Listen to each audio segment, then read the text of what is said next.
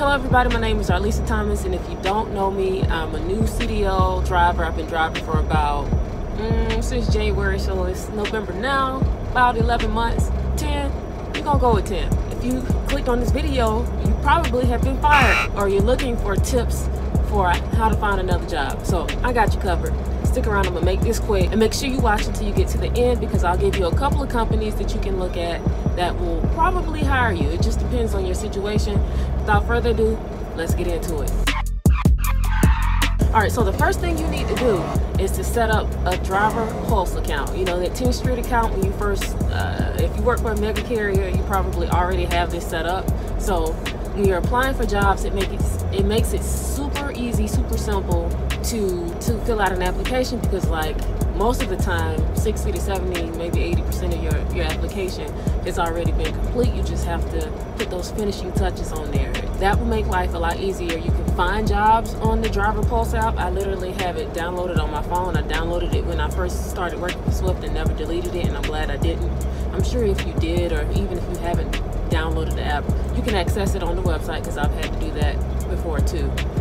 You just go to like 10thstreet.com or something like that and then sign in. But it's a lot easier, because especially if you have an iPhone, you can sign in with your Face ID. So moving on from that, set up the account with Driver Pulse. That's number one. Number two, if I were you, I would focus my efforts on smaller companies. In my experience, a lot of the mega carriers were not messing with me like at all.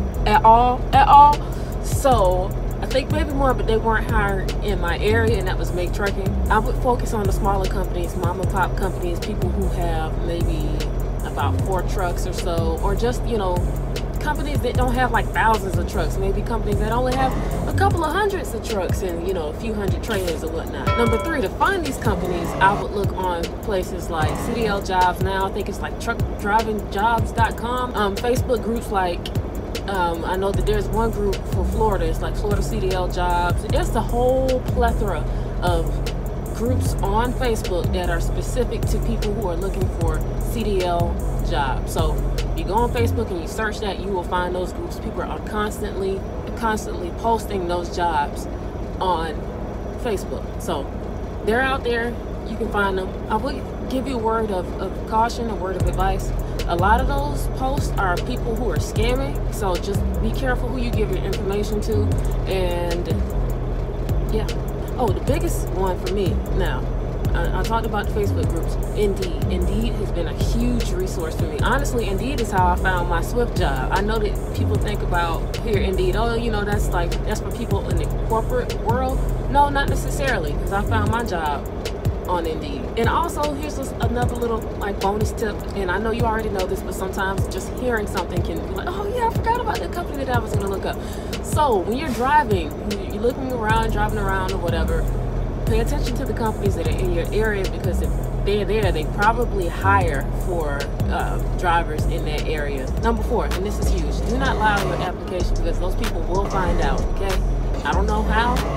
I mean, I'm sure they do. I mean, yeah, because they're going to look at your stuff, so don't lie. And as a matter of fact, we're going to move on into number 5 to save time. I like to save my time. I like to save the person's time who's going to be looking into me and vouching, you know, to make sure that my driving experience can be confirmed and whatnot. Just be upfront about whatever you have on your record, so that you cannot get in deep with that company and not waste your time with them and get your hopes up, and then later find out that they're about to be crushed because they're like, oh no, we'll pass, you're too much of a risk. So just be upfront with them. If you had a safety termination, like I did, hey, I had the safety termination, this is why. Will I still be eligible to work for your company? Yes? Okay. No? Well, have a good day, you know. Hope you find who you're looking for. Oh, he pulled out. That means I'm gonna pull up. Number 7, don't wait to start applying. Look, your career is not over. I kind of felt like that. I felt a little dejected. I felt like, dang, you know, am I gonna be able to find another job? I'm definitely gonna try, and I was. It took me a couple of weeks or so, but I found another job. So there are companies out there that would hire you. Don't give up. Your career is not over. Don't wait and go get you another job doing something. I mean, if you need the money to come in, yes, go and get another job. You know, do what you need to do to make ends meet. But don't stop applying for truck driving jobs, because you will find something eventually. And you don't want more time to pass and you not have driven, because then now you got to go through a refresher course or whatever, when you could have just gotten a job while you were fresh and didn't need a refresher course, they could just slide right on in there and start making money instead of going through training again. Number 8, try not to, and I know this might be difficult. I know this might be difficult because you don't have a lot of options, and some of these companies that you might end up at might not be the greatest. But try not to move companies frequently, because some companies, and I can tell you this because I've applied to hundreds, literally hundreds of companies. Some of them don't want you to have worked at more than like 3 companies within a year, or 5 companies within 3 years. So if you're going to make a jump from one company to another, make sure that you can vet them as much as you can and ask the right questions, because you don't want to have a lot of company hopping or different companies on your resume and whatnot.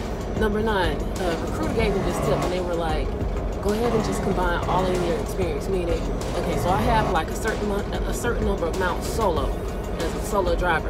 Unless the company specifically asks for your solo experience, just tell them what your total driving experience is, because normally that's what they're looking for, unless they specifically ask, well, how many months have you been driving as a solo driver?